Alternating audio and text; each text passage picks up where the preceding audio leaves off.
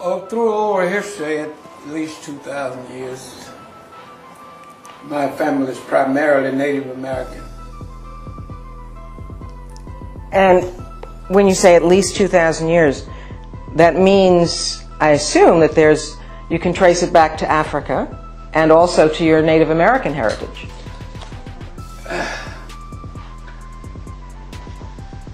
The Africa part I'm not as certain about.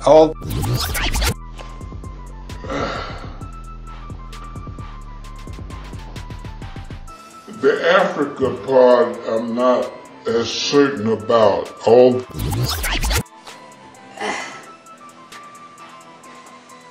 The Africa part I'm not as certain about. When you say at least 2,000 years, that means, I assume, that you can trace it back to Africa and also to your Native American heritage.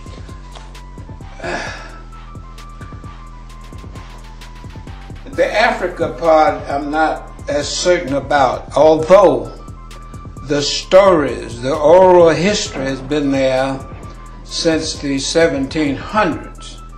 And not only did I hear it, but my youngest brother, 9 years younger, heard it as a little child.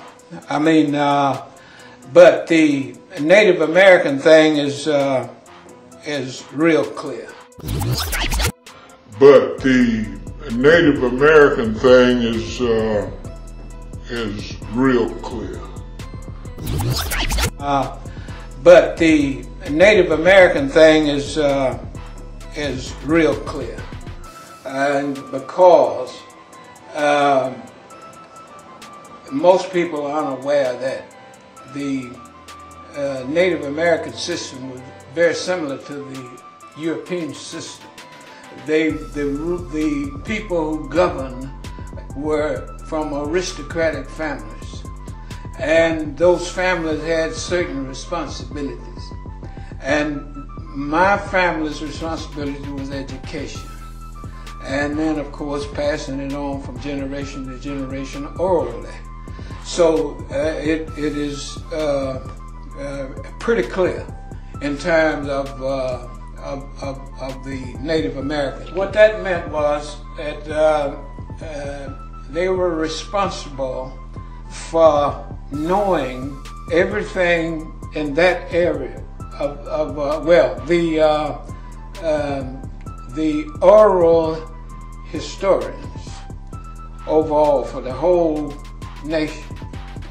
Their primary job was learning everything about the civilization and digesting it and passing on the best part and leaving the other part behind.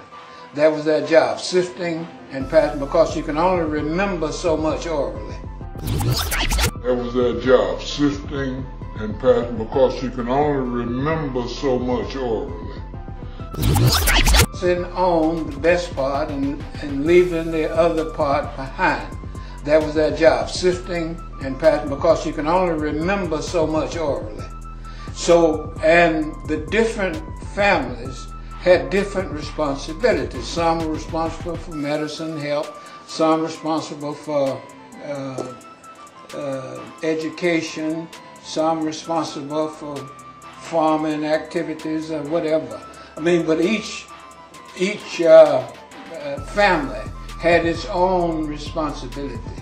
And so our family was education, which meant we had to learn everything about education, the procedures, how you do it, I mean, and then pass that on to the next generation.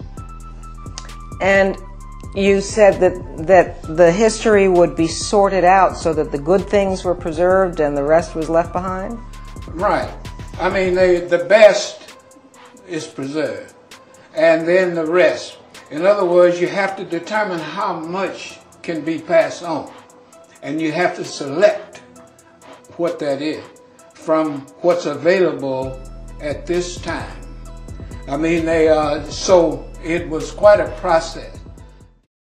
As I understand it, at one point, years and years ago, generations ago, the Choctaw basically the land that is now known as Mississippi was Choctaw land.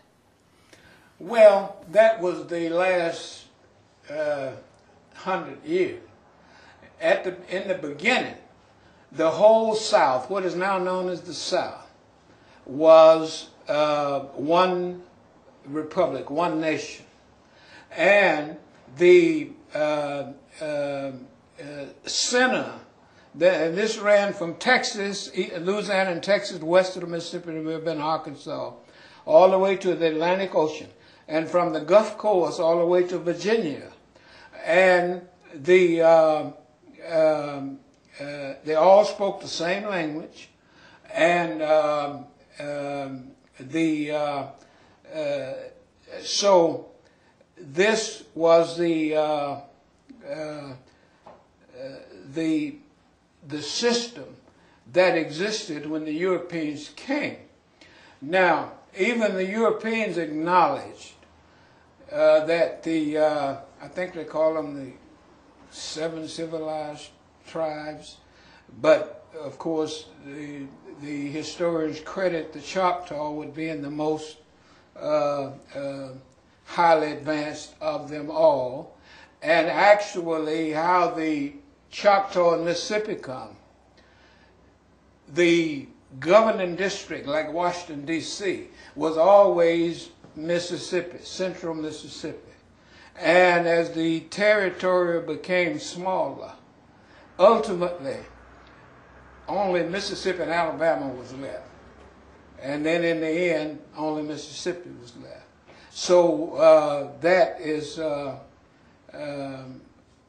how the process went. I understand that is it your great-great-grandfather was one of the last official elected leaders of the Choctaw Nation. Right. You see, right. It was my great-great-grandfather. And his name was General Sam Cobb. Now, of course, by the 1800s, almost all Native Americans east of the Mississippi River had taken on European names, and that but he was pure Native American, and his rank was, of course, British, because most all of the European nations gave, they either, you hear the French and Indian War, but every war almost, you had the Native Americans fighting either on one side or the other for the European. And of course, before he became the elected national leader, he was for many years an officer in the British and particularly in the American military. Your family, you're one of 11 children or 12 children? 10 that lived to be 21. That was more, part of the Native American culture was that you don't speak of the dead. You see, my daddy's first wife died. And 17 years in that house, I'd never heard her name. I mean, you just don't talk about it. And what kind of kid were you growing up? Were you scholarly? Were you quiet? Were you mischievous? What kind of child were you? And you can't consult with your brother over it. You can't look at your brother over there. Well, I tell you, I was bad. And from age 11, I almost daily challenged my daddy for authority. and always got away with it. The rest of them say I never had to work, which probably is closer to true than not. I mean, How did you get away with that? It was part of my training. You see, when the Ole Miss thing came up, many newsmen and many writers went through every foot of my life.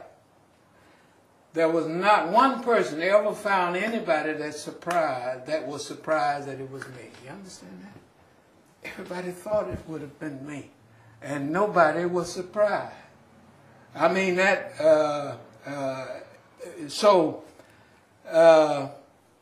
you know, I've been saying it as a joke, but it's really the truth.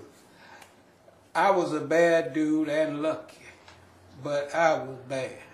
I mean, I always established my dominance, and the clearest pattern was when I went to Florida in the 12th grade. The first week in school, I was a little nigger from Mississippi. But by the second week, I was the baddest dude on the campus because I had sent the biggest bully to the hospital. And I had taken on the toughest bully, and he had won because I was slick. I made sure the coach was right at hand before I tackled him. And then before he could show his dominance, the coach broke it up. But from that day on, I ain't never, and when I came to Jackson State, I did the same thing. You see, the majority of students on Jackson State campus, when they saw me coming down one side of the street, they'd cross over to the other side. They were scared of you, you say? Right, but you understand, I deliberately did that. You understand? I would start fights just for the heck of it, just to show how bad I was. You understand? You have to be bad to do things that other people don't do, and they don't be surprised. And surprise is a very, very important thing. Now, you're saying you were like that even as a little boy growing up? Oh, yes. Even 9, 10 years old, you were that. Before that? Oh, yes. And your father allowed you to challenge him because you were the chosen one, as you said? Now that I can't answer because he was a tough disciplinarian, and I thought I knew I won most of the fights, but I didn't know he deliberately let me do what I wanted to do. But that's what all the others say, all the other brothers and sisters.